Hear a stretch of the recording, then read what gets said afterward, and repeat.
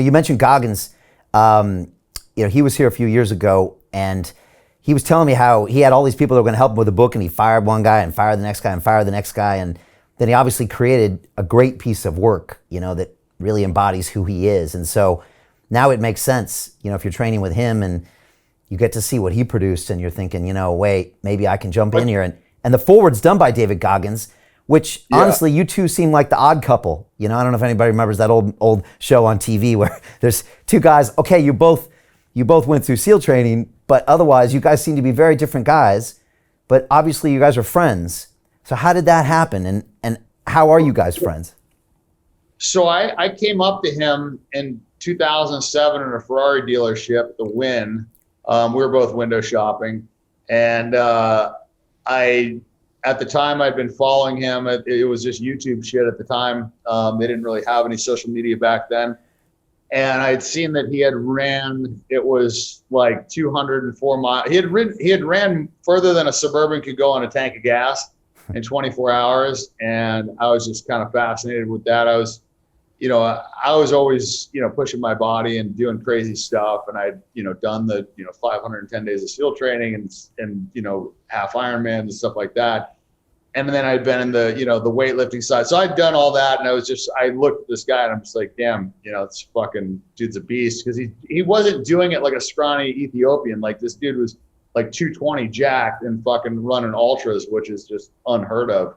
And so, I went up to him and, told him I was a fan, whatever, talked to him for a few minutes, no big deal. And then flash forward, we're at a UFC fight. I think this was 2017 or 18 maybe. And I went up to him again and I said something about like, hey, I'd met you prior. I forget what the fuck I said. Just something. I just said hi to him, big respect, whatever. You're hitting on David Goggins, basically. You're hitting on him.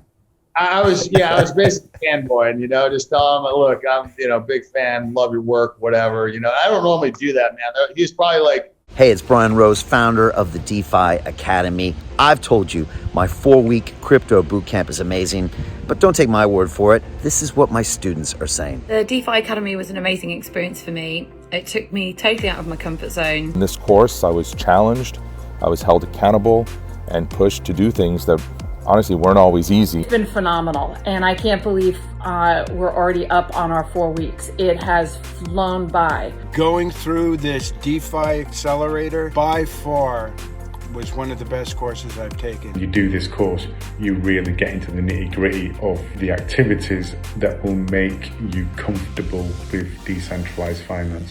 Thank you so much to Brian and everyone at London Real and the DeFi Academy for even putting together an amazing course like this. Anybody else that wants to do it, please sign up.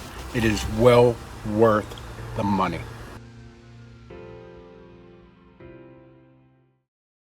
Of all the guys in the world that I could have met, like he was probably, top of the list. Right. So, so just whatever, went up to him, said something, short, didn't ask for a picture, and they just talked to him real quick and left.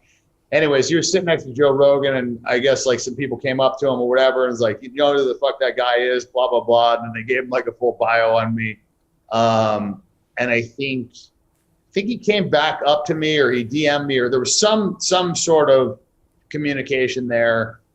And then we chatted a few times, and then I don't think we hung out. We just talked a few times, and then quarantine hit. And I had this, big gym in my house, and he was living in Vegas. And so we connected again, I think.